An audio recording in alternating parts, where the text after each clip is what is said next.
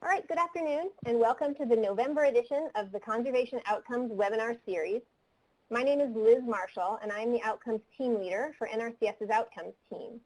The Outcomes Team hosts this webinar series monthly to highlight NRCS's conservation outcomes and quantification efforts, as well as to demonstrate innovative conservation tools and to highlight data that can assist with conservation planning and with impact assessment. The webinars generally take place on the fourth Thursday of each month at 3 p.m.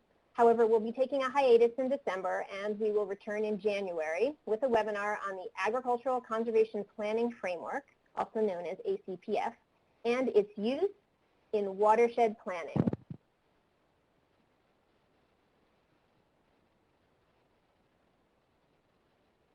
We'll get started with today's presentation in just a minute, but first a few logistics. The webinar is being recorded. All participants joining today's webinar are in listen-only mode, and all audio is being broadcast through your device's speakers. If you're having any audio challenges, computer or mobile device headsets may help with audio quality and volume.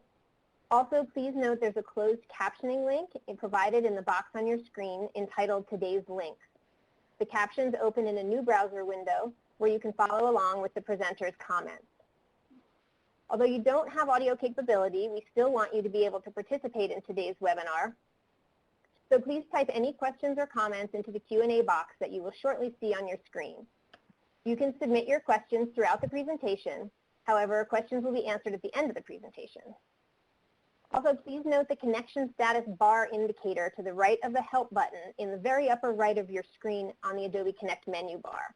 If your bars all show as green, it generally means your network connection is strong and you shouldn't have any problem joining in today's webinar. But if you do experience interruptions in bandwidth that prevent you from participating today, the webinar recording will be accessible through the Conservation Outcomes Webinar Series webpage, and the link to that site is in the box on your screen labeled Today's Links. Also, please note that the presenters for today's webinar have provided a couple of handouts and a PDF of today's slides that are available to download from the box on your screen entitled Today's Handout. And finally, if you would like to dispense with the links and the downloads in the Q&A boxes in order to make your presentation larger, you can use the icon with the 4 corner arrows that appears at the upper right of your presentation box to make the slides appear in full screen. You can use that same icon to toggle back and forth between the 2 views if you'd like to answer a question at any point during the presentation. I'm now pleased to turn the microphone over to Louis Tupis to open today's webinar. Dr. Tupis is NRCS's Deputy Chief for Soil Science and Resource Assessment. After the Deputy Chief's introductory remarks, we will turn the reins over to Lori Metz. Lori is the Grazing Lands Component Leader for the Conservation Effects Assessment Project, and she will be conducting today's webinar. Thank you, and now over to you, Deputy Chief Tupis. Thank you very much. Can you hear me? Yes, we can. Very good. Thank you very much. Good day, everyone. The Grazing Lands component of the Conservation Effects Assessment Program, also known as CEAP, quantifies the environmental effects of conservation practices used on privately owned pasture land and rangelands, and they seek to estimate the economic values of selected ecosystem services provided by managed grazing lands. There are approximately Your line is now muted. of private grazing lands, which includes rangelands and pasture lands in the United States. As ranchers partner with NRCS to apply conservation on those acres, there are on-site and off-site effects that we all benefit from. Those shared benefits come in many forms, from recreational opportunities such as hiking, fishing, and camping, to ecosystem processes that function better at cleaning water and air resources, to improved resilience in the face of disasters such as drought or flooding. Those ecosystem services are difficult to quantify or place a dollar value on, but they nevertheless provide valuable returns both within and beyond ranch boundaries. Currently, these benefits are often not considered in planning and decision-making, which means their value is not considered in making planning and resource allocation decisions. This webinar will present a project by CEAP Grazing Lands, Earth Economics, and over 35 partners sought to determine the non-market value of those ecosystem services from rangelands and of the changes in rangeland health arising from conservation practices applied in the Central Great Plains. The findings and methods offer NRCS a framework for the estimation of ecosystem service values with the potential for future integration into the conservation planning process, as well as an opportunity to continue building out that process with partners. I'm pleased to turn the microphone over to Laurie Metz. Laurie is the Grazing Lands component leader for the Conservation Effects Assessment Project, and she will be hosting today's webinar. Thank you, Laurie. All right. Good day, everyone, and thank you, Louie, for your introduction. Our topic today is on linking ecosystem service values to rangeland practices in the Central Great Plains. This conversation is really at the heart of our NRCS mission. Our agency was founded at a time when conservation benefits were starkly obvious. As we worked directly with ranchers and farmers, the public could actually see the benefits. We literally stopped disasters, and it was noticeable. Now, the incremental effects of our conservation practices are much more difficult to witness. This project outlines a process integral to the work of NRCS. It strengthens our connections with ranchers, and it bridges the gap between agriculture, the environment, and the general public. Angela Fletcher and I will show you how 2 NRCS rangeland practices improved 12 ecosystem service values in the Central Great Plains by as much as $3.5 million each year. We will also present a framework outlining how we can change our conservation planning and reporting to account for values the public understands and supports. Angela is a project director at the Earth Economics organization and has a master's in applied math with a bachelor's in biology. Earth Economics is a nonprofit organization based in Tacoma, Washington. They are leaders in ecological economics and have provided innovative analysis and recommendations to governments, tribes, organizations, private firms, and communities around the world. She and I worked with over 35 partners, some of them are shown here on the slide, to develop this repeatable framework, which we'll describe today. All right, the CEAP Grazing Lands pilot project was conducted to assess the potential contribution of NRCS conservation practices to values that nature provides. Those values, also called ecosystem services, include things like the reduction of disaster risks to people, clean air and water, habitat for wildlife, and resilient plant communities for managed grazing animals. Our vision offers NRCS a repeatable, science-based way to capture ecosystem service values throughout the country, include them in the planning process, and report results. Project goals centered around estimating the dollar value of ecosystem services that are realized and or enhanced with NRCS conservation practices. From this information, we can determine changes to land health that result from voluntary conservation. Another goal was to reveal gaps in science in order to align research priorities with the NRCS mission. And finally, we provide a clear, defensible pathway, allowing NRCS to report both economic and land health outcomes in ways the public understands and places value on. Including ecosystem service values into normal conservation planning efforts is an essential step into the future of NRCS. Doing so communicates the cost effectiveness of our practices, plus any off-site benefits to the public. All right, so let's take a moment to consider these 3 images. It's the same rangeland plot, just taken over different time frames. The first view on the left has a lot of grass, and it looks pretty good, right? The middle is slowly increasing in diversity, and the right image also has a lot of grass, but much greater diversity. We can convert grass to money, but look at the additional services in the diverse site versus the grassy monoculture. Both have a monetized production value in terms of stocking rate and animals sold, but something else is going on in the picture on the right that is beneficial to the rancher and the public, which we have not tried to monetize until now. pollinator services, aesthetics, recreational experiences, and reduction of disaster risk are all non-traditional services that nature provides, but we've not previously accounted for.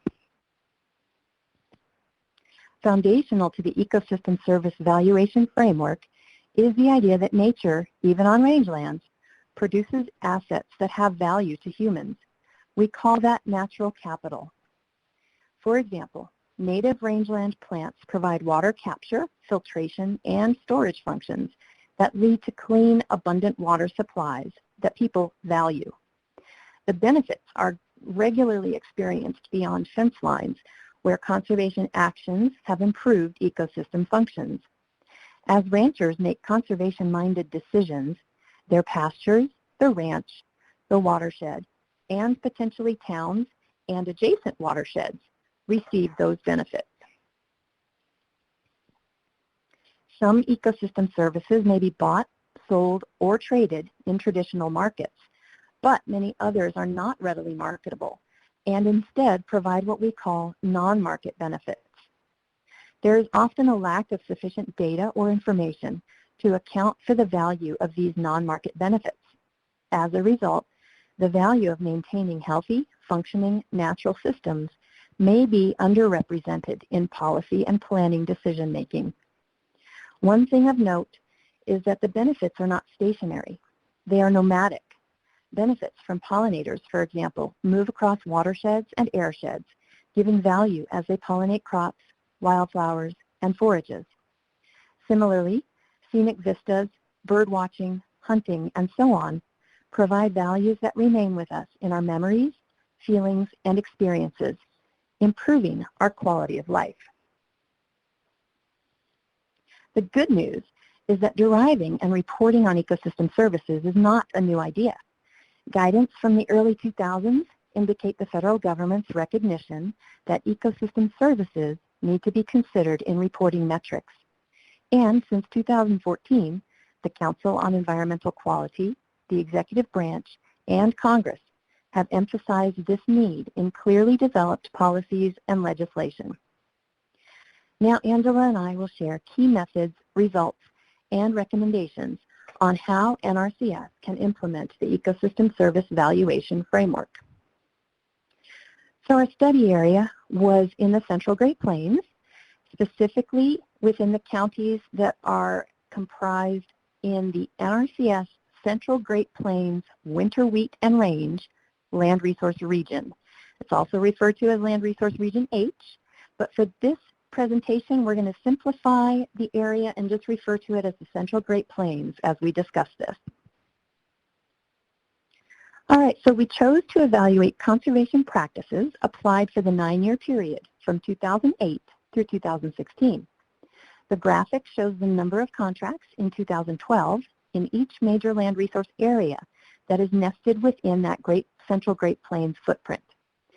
For the entire study region and all 9 years, NRCS invested roughly $63 million per year just in brush management and prescribed grazing applied on rangelands through 5,000 contracts each year. Over 2 million acres of rangeland were treated with conservation each year. For rangeland and pastureland practices, our traditional reporting measures, such as acres treated, obscure the ample conservation achievements. The American public remains unaware of the great strides in conservation being made by ranchers and NRCS. We can improve and expand the way we demonstrate, pardon me, I lost my screen, the way we demonstrate our successes to the general public by including ecosystem services in the planning process. All right, when NRCS and Earth Economics joined forces to begin a new conservation dialogue, 5 requirements became the foundation of the framework. First, we need to quantitatively link our existing planning process to ecosystem service provisioning. That is, we must show that ecosystem services are realized and can be counted when a conservation plan is implemented. Second, those ecosystem services typically extend beyond the fence line to surrounding lands and watersheds that benefit from the impact of conservation. The framework needs to account for those off-site impacts as well as the on-site ones. Third, existing NRCS data, including the National Resources Inventory, CEAP modeling results, and certified practices are used. And finally, the outcomes need to be available in a timely manner and repeatable across regions and timescales. A framework that is flexible enough to value multiple ecosystem services, handle large data aggregations, and multiple non-standardized data sources is essential. Angela will now walk us through the methods and framework. Thank you, Lori. So there are 5 main steps to the framework to achieve the outcomes that Lori just talked about. I'll go through these in more detail, but I'll give you a quick summary now of the overall flow. It's also described in much more detail in our report, which we'll link to later. First, we need to determine what practices are being applied on rangeland in our study area and how often. Next, we need to figure out the starting point for the metrics we're going to use. In other words, the condition of the study area before practices were applied in our study period. And once we have that baseline, we determine where specifically the practices are being applied and what the size of the effect will be on our selected metric. Finally, we want to translate those effects into dollar values of ecosystem service benefits. First, on the actions, we used NRCS contract data for practices that were certified on rangeland in the Central Great Plains during our study period. In this pilot study, we considered only brush management and prescribed grazing due to data limitations, which we'll explain more later. But there are many other practices applied on rangeland each year, which could result in additional effects. Also, due to confidentiality concerns, the contract data had to be aggregated to the county level before we could use it in this analysis. This has some implications for later parts of the framework, and it also means that the smallest level of analysis we could estimate is on the county level. We considered 3 aspects to construct a baseline. First, the ecosystem types present by counties. Second, the productivity or health of the land in providing ecosystem services. And the initial monetary values of ecosystem services. The practice data recorded only the land use, rangeland in our case, but that was too general for the purposes of this project.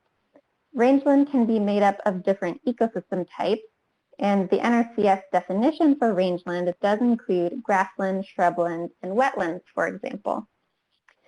So we wanted to split the acres of a rangeland into more specific land cover types that could be used in the ecosystem service valuation, since different ecosystems produce vastly different ecosystem services. We used the National Land Cover Database to determine land cover types in the area on a county-by-county basis, since that's the level of our analysis, looking at the proportion of land cover types present in each county. As you can see from the map, parts of the region have different makeups of land cover types. For example, shrubland is more prevalent in the southern end. So we are essentially defining rangeland differently for each of the different counties within the region.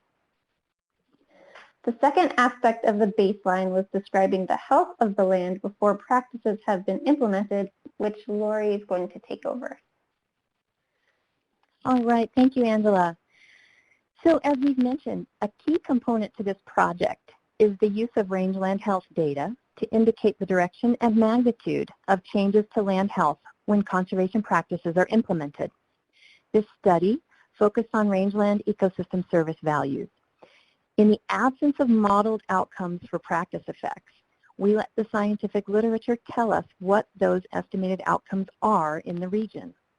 We used the 2004 through 2008 NRCS National Resources Inventory data for rangeland health attributes as our baseline average land health score.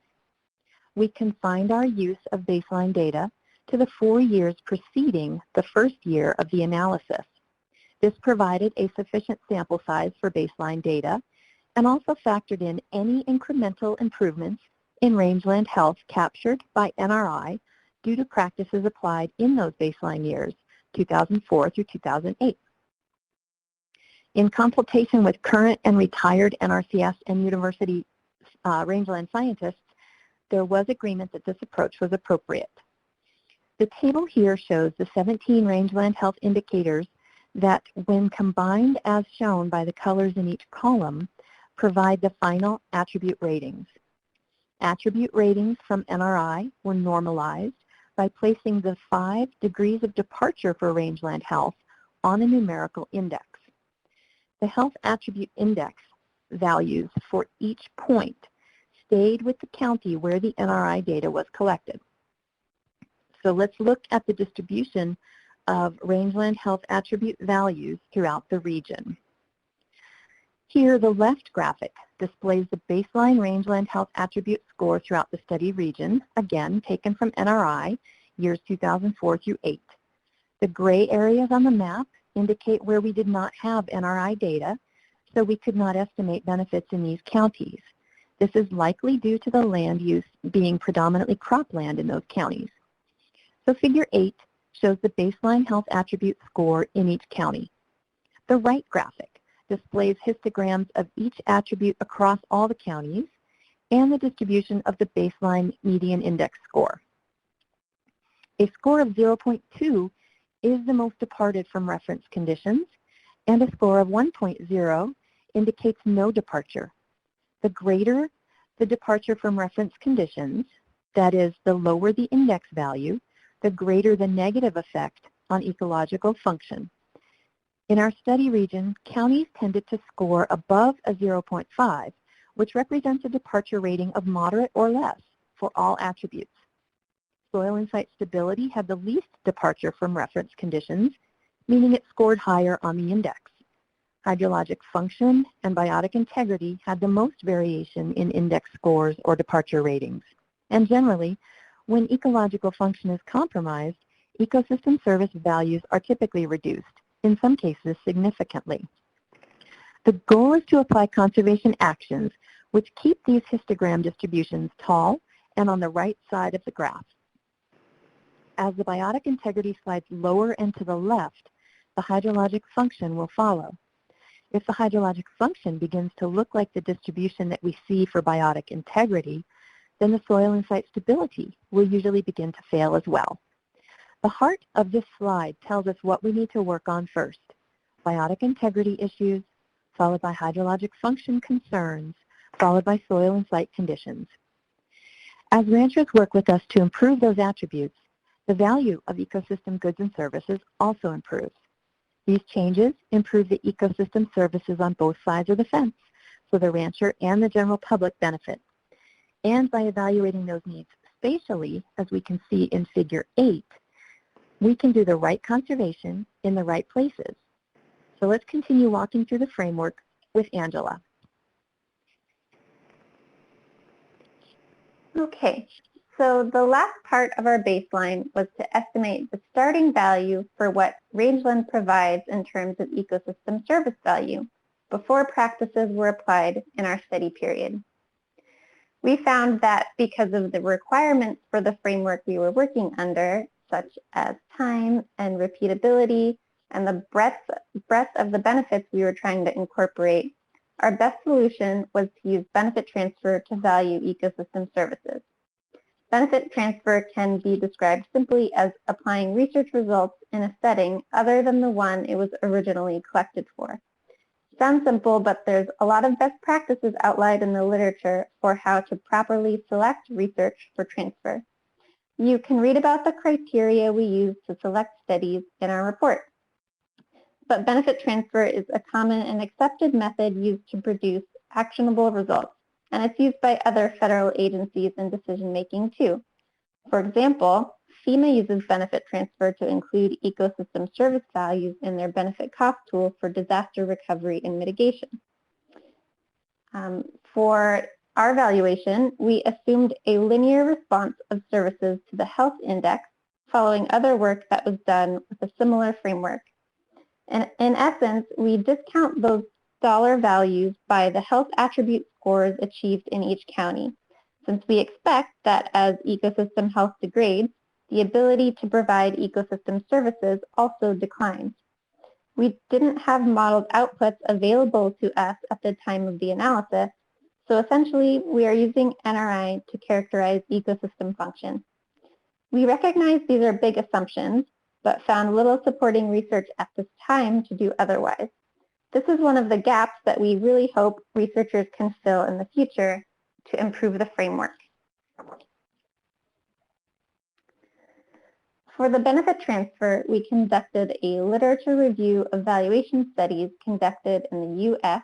for ecosystem services that are provided on rangeland and would be provided when brush management and prescribed grazing are applied. Lori mentioned all of the great partners who helped provide feedback on the project, and this data set also went through several revisions throughout that process.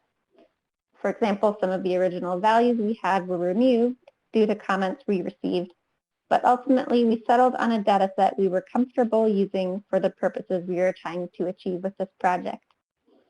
In the final data set, we selected a total of 77 value estimates from 28 different studies on grassland, shrubland, and wetland ecosystem services to use in the framework, which covered 12 different ecosystem services.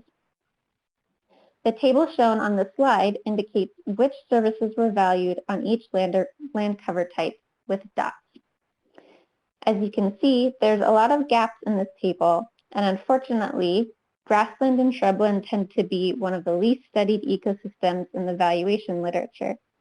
Again, we hope this work really inspires researchers to fill in these gaps. Also note that this data set is unique to this region, and if the framework is applied to other regions, it is anticipated that gaps will shift based on literature availability. And more details on the initial dollar values we used can be found in the report as well. So once we had the baseline calculated, we used the NRCS contract data again to determine more specifically where practices were being applied. The data contains the acreage being affected by each contract and the county the work was done in. As I mentioned before, the contract data had to be aggregated to the county level. This means we only know that a contract was done on acres somewhere in the county in question. The complication is that we're using data sets by county and combining them with data sets that aren't delineated by political boundaries. Where counties overlap with these boundaries, there is the potential for benefits being counted twice when aggregating results. So we decided to assign each county to only one major land resource area and land resource region to avoid double counting. The green counties are those included in our pilot study. The yellow boundary is the original boundary of the Central Great Plains region, and the gray counties are counties that intersected with the region but that we didn't include because less than 50% of their area was inside our region. Also, since one of our goals for the framework was that it could be repeatable throughout the country, this will avoid double counting benefits for those counties which overlap other regions when the framework is applied elsewhere. Next, we have to determine the magnitude and direction of change on the land from the practices being applied. We wanted to incorporate a few different factors that could affect ecosystem response to practices.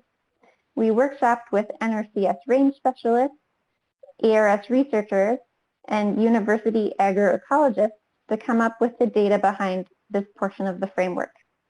This team helped us create conceptual models for linking different ecosystem services to the practices and health attributes, since not every ecosystem service outcome may result from a practice, and also define what parameters should be considered when defining ecosystem health response to these practices.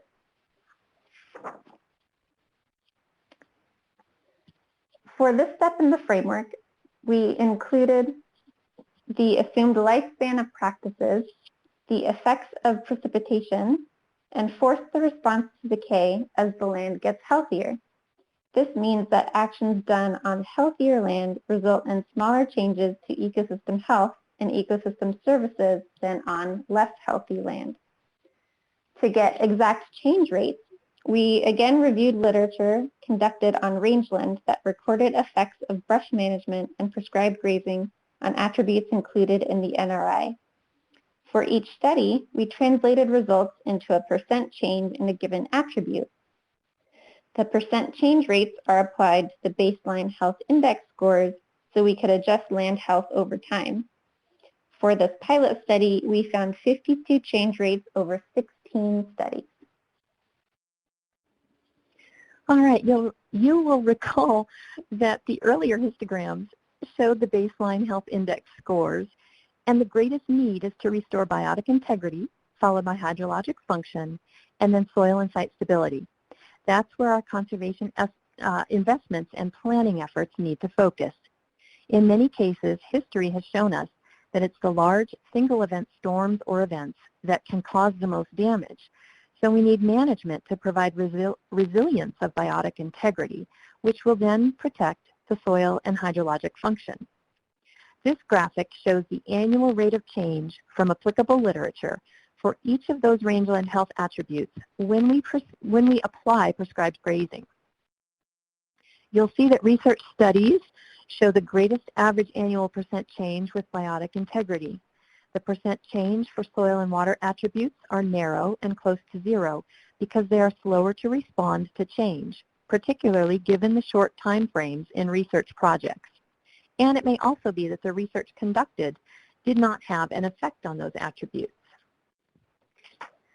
So the scientific literature provided average annual change rates by conservation practice according to the health attributes studied.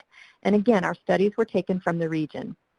From those data, some studies reflected negative changes, but we also ended up using the median values, which resulted in positive or sometimes near zero overall change rates, shown in Table 12 from the report. As we mentioned before, these percent change rates are applied to the health index scores so we could adjust land health over time. So for example, the median rate from the literature for prescribed grazing shows the practice improving biotic integrity by about 10% each year. Like we showed before, these changes are adjusted on a logarithmic scale to account for decreasing returns. Note that these values only apply to the study region. Value relationships for other regions will need to be determined from a full literature review. Okay, so the last part of the framework is to combine all of the pieces we've just described together to estimate the monetary benefits of these practices to communities. For each year, starting in 2008, and in each county, we determine what practices were applied in that year, where they're being applied and on how many acres, what the land health was in the previous year and how much it's changing this year, and the ecosystem service value from that change. The baseline health index scores are updated according to the appropriate change rates derived from the literature, which gives us new health scores for the next year. The new score discounts the ecosystem service values, allowing us to calculate the change in dollar value due to the practices that year. Then we do the same thing for the next year, using updated health indices from the events that occurred in the previous year as a new baseline. So each year affects the calculations in subsequent years. We also factor in residual effects of practices certified in previous years, since, for example, brush management is effective for 5 years and must be recertified after that. The process repeats until we've calculated all of the effects through 2016, including residual effects from that year. So now we're going to get into the results, but first I'll say that the report was released back in July, and you can find it at the link on this slide. We also created an interactive web summary of the report that has some data dashboards that folks can play around with on the website.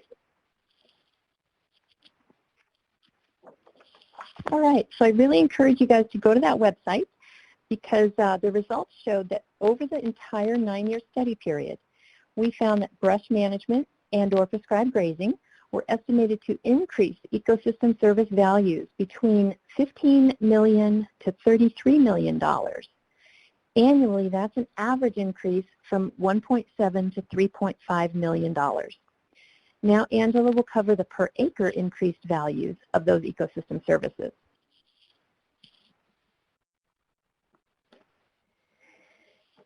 And first, we'll look at the results of the practices separately. Unless stated otherwise, the results we're talking about here have been averaged over all the counties and the study period, which was, again, 2008 through 2016. So individually, brush management improved ecosystem service values by 65 cents to $1.36 per acre per year on average throughout the Central Great Plains region, and prescribed grazing resulted in an improvement of 54 cents to $1.40 per acre per year.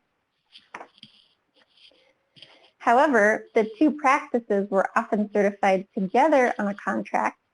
When certified together, the practices resulted in a greater change in land health and ecosystem services.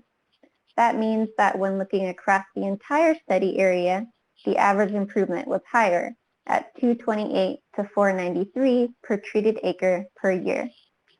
This supports the implementation of multiple practices, not just single practices.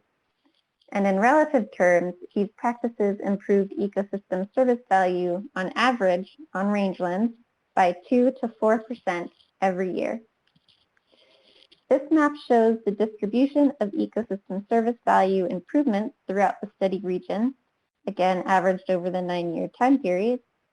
Some counties saw greater improvement than others, either because there were more contracts implemented or the range health there was lower, allowing for a greater increase.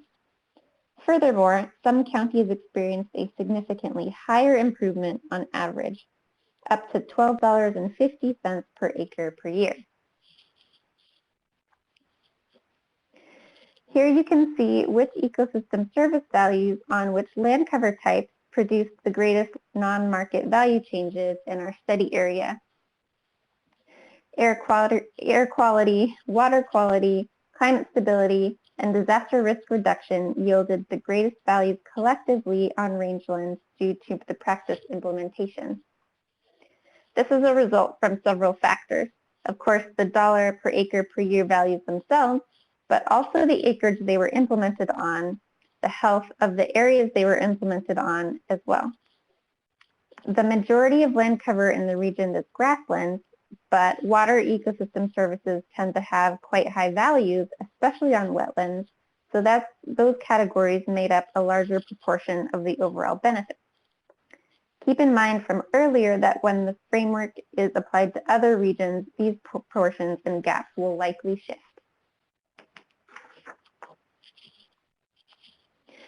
The maps shown here show average results by major land resource area. The 3 left maps show the percent change in the health index, and the rightmost map shows the change in ecosystem service value annually per acre treated. The darker the color, the greater the change, but each map has a different scale shown at the bottom. If you recall the previous figures, soil and site stability and hydrologic function were not affected much by the practices we were looking at. And the scale on the values map differs from the county map we just showed because the results have been aggregated at a different scale. You can find these maps on the website link we shared earlier. When you use the interactive web page to cycle through the different years, the different regions, practices, and ecosystem service combinations, you can see where within the land resource region the practices applied have the greatest effect. Again, these results are a combination of the number of contracts certified, as well as the land health and the type of ecosystems there. The darker areas of the map don't necessarily line up with where the most contracts are. For example, the regions in the north had a high number of contracts, but were also pretty healthy according to the NRI, so the overall change is less substantial. All right, so where does NRCS go from here? Estimating the value of nature while working with producers to improve conservation and productivity is a future pathway for NRCS. It's really cutting-edge stuff. It blends many different sciences: social, economic, ecological, and even political. In the end, it's about bridging the gap so the public understands all the benefits they enjoy from conservation actions on productive working lands. With this pilot framework, NRCS is in a good position to explore continued opportunities to do more of this work, fully understanding the potential obstacles. Using data and knowledge we already have, while supporting new research and data acquisition to close the existing gaps, are recommended. And we can build on this initial framework, improving it as we go, possibly expanding to different land uses, exploring other methods, and identifying new gaps to fill. This pilot study addresses issues raised by policy documents and reports, and we'd like to continue this work with an open invitation to our partners to help explore potential uses of this type of assessment and what the uses are for NRCS might look like. All right, there are at least two things that we can do with the data right now in the planning process. We can use these findings to initiate a pilot in the Central Great Plains, developing a process to account for these ecosystem services as we write conservation plans. Accounting for nature's value in our economic T-charts, recommended alternatives, and environmental evaluations to include these values addresses needs expressed in policy documents and reports. Simultaneously, we can expand the project to other regions in the United States. That data can then be folded into the planning process as well. Working with the livestock industry and universities to link their livestock production valuations to this ecosystem service valuation will provide the complete picture.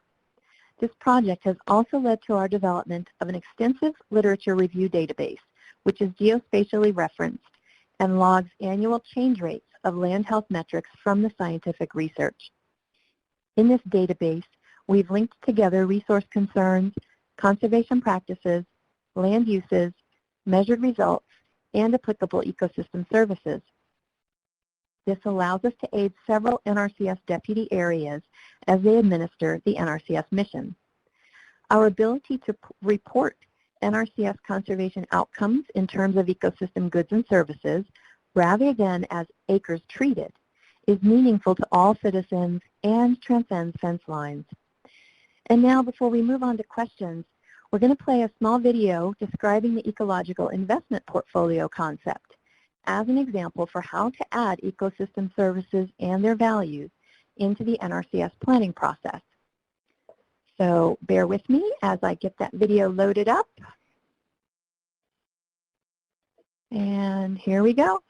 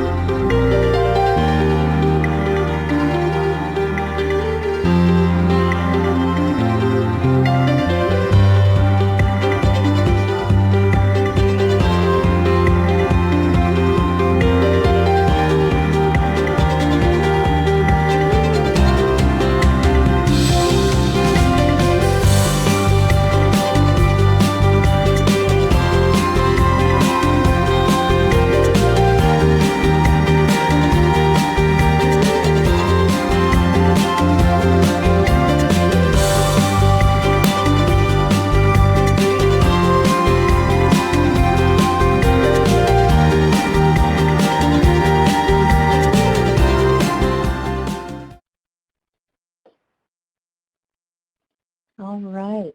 So that ends our presentation today. We'll go to some question and answer next that Liz Marshall will lead for us. And we just want to encourage you, go to that website, check out all of the resources. There are some resources provided in today's links below, as well as in today's handouts. So Liz, are we ready? Yeah. Do we have any questions? Yes, we do. Thanks, Lori, and thanks, Angela. So I'm going to start. There's a cluster of questions that are looking for some clarification about the methodology. So I'm going to read each of them, and then I can go back and read them separately, but they all kind of address the same type of question. So one is, can you describe how you change the monetary value, say, of the baseline with a given aggregate health metric score? I didn't quite get that association, and perhaps an example would help, the participant says. The other question was, at different points in the presentation, there seemed to be mention of linear improvement and a log function decline in benefits from practices. Could you explain this a bit more, please? And how were the soil, biotic, and water improvements valued? How did you get from a % change to dollar amount? And then the last one is, can you explain more how you equated ecosystem goods and services to dollar values? So maybe you could just walk through the basics of those translations a bit. Angela, I'm going to volley that over to you. You're the expert. Yeah. Thanks. I can take these.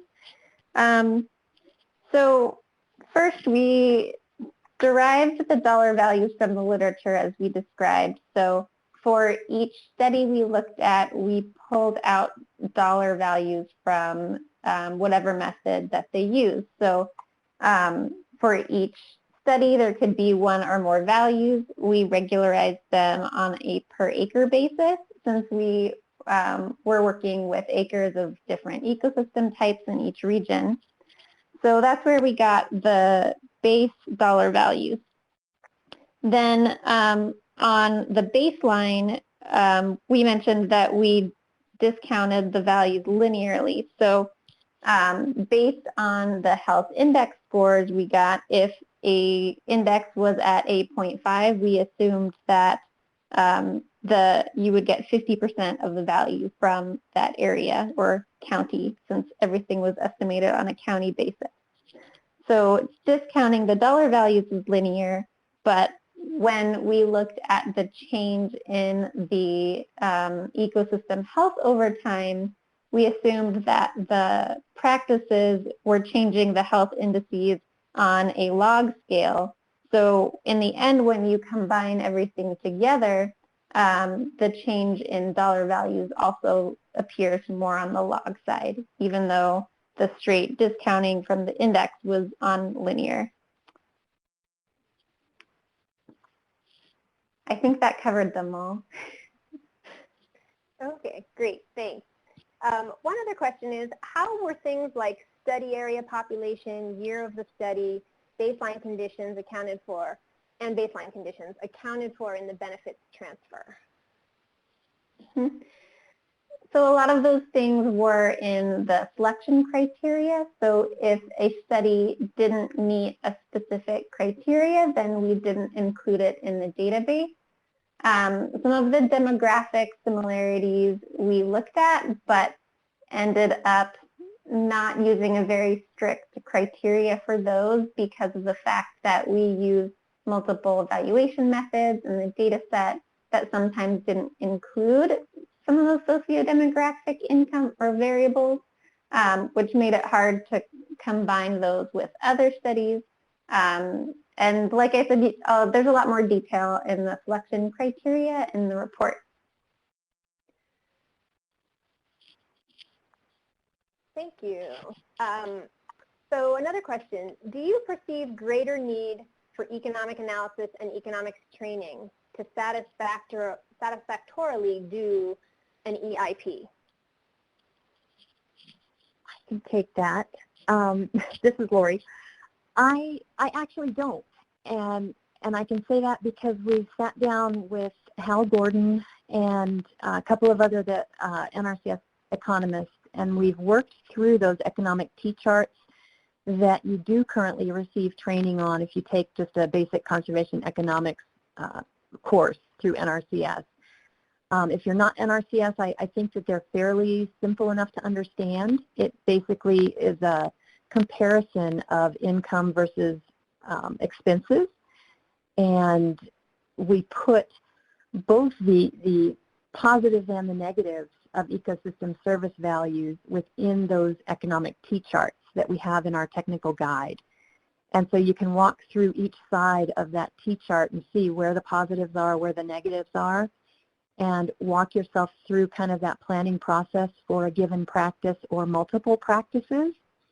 So all of the documentation we would build, it would be built for the planner, and then linked to our conservation practice physical effects matrix by adding those ecosystem services into that matrix, so that when you do a plan, let's say on a savanna type in the Central Great Plains, then we already have ecosystem service data for that land type.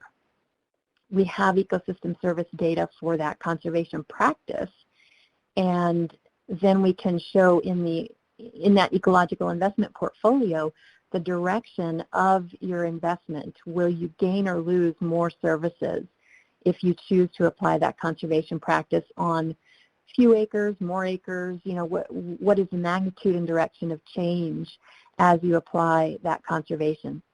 So I don't necessarily feel that there is a high learning curve or a specific learning need, because all of the documentation will be provided, and it's fairly easy to walk yourself through it. Okay, great. Thank you. There's also a couple of questions here on study area. One participant asks, how do you pick areas to study? And another participant asks, could you extend the framework to southern Canada, and would you be interested in a collaborative project to do so? Wow. Yes, to Canada. So we picked the study area mainly because that was where I was focusing the CEAP Grazing Lands effort on at the time that I partnered up with Earth Economics. It's the Central Great Plains is fairly linear succession. It's kind of an easier environment to really kind of wrap your brain around when you're talking about response to practices and ecosystem service values. It also tended to have not a lot of research data we could use, but the wealth and the amount of data that we found in the literature was a little bit greater than some other areas. We also chose a footprint of that size because we were also going to try and do an in-plan analysis and look at the economics of ecosystem goods, those ecosystem values that are actually bought and sold in a marketplace. We were going to try and track those across political boundaries of, you know, counties and states, one region to another. We didn't actually flesh that part of the project out, but a footprint the size of the Central Great Plains area really gave us a good starting framework between the science, the type of agriculture in the area, the type of land found in the area, and then the economic transfers through different political levels. Angela, did you want to talk to any of that? Sure, yeah, I guess I would just add that we really wanted to create this framework so it could be flexible, and we mentioned that we were hoping that it can be applied to other areas. So I think extending to Canada would be a great next step to use the framework more and improve upon it. Okay, great, thank you. So 3 participants asked about the Lit Review database. One says, is the Lit Review database available for public access? Another person said, yes, agreed, it would be great to access the literature referenced and used to drive the analysis.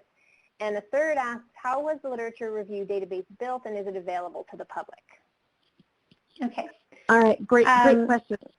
Angela, do you want me to do it first and then you, or do you want to go first? I can go first. So at Earth Economics, we actually have an internal database where we collect all of these studies and ecosystem service values. The values themselves aren't available, but we've referenced all of the different studies we use on the economic side and on the ecological side for the health indices. So the full references are in the report. Lori, you want to add anything? Yeah, sure. So for that actual literature review database,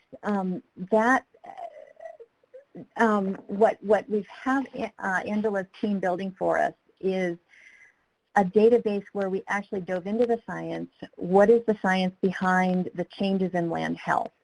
So the Earth Economics database is proprietary with economic values in it, but this literature review database is going to be public, and it's currently being built. We have the database itself built out. We've got most of the forms built out. We are moving next week into a phase of trying to get it all into a geospatial reference shell, if you will, so that it will be available through ArcGIS Online. The way that we initially went about populating the data values were to, we started with the CEAP Grazing Land publication on rangeland benefits. That rangeland, oh goodness, I've lost the title in my head, but there was a rangeland literature synthesis done as well as a pastureland literature synthesis done back in 2011 and 12. And you can Google CEAP Grazing Land publications to find those. In those literature syntheses, there was a lot of literature that was referenced. So we actually started our hunt using that as our basis. And then the literature just kept on growing from there. So we actually had 3 reviewers of literature that sat down, read each paper, put the values, the change values, the values that were measured, did all the linkages to conservation practices and resource concerns and ecosystem services, put all of those linkages and the change values that were measured into the literature review database so that we could track over time and over location geospatially where things mattered. Did brush management ever really work on mesquite in southeastern Texas, you know? So we have certainly not an exhaustive literature database. We need to be adding to it, and that's part of the beauty of that online database, is that folks will be able to add to it with a quality review process. But also all of that data on ecosystem responses and health, not on economic value, will be available to the public, and it's a CEAP funded project. So as soon as we have that available, we will do another webinar to inform all of you about that. Great, thank you. Thanks, Lori, and thanks, Angela. We are at the top of the hour. There were some questions that we didn't get to and some follow-up questions about the methodological assumptions. So I encourage you to reach out directly to Lori and Angela. Their emails are on the screen. And more information is available in the report. And the link to the report is in the Today's Links box, and there's a downloadable version of it in today's handout. So thank you very much to Deputy Chief Tupas and Lori and Angela Fletcher for taking time out of their schedules for today's presentation. And thanks also to everyone who attended the webinar, and we hope to see you again in February. Have a great afternoon.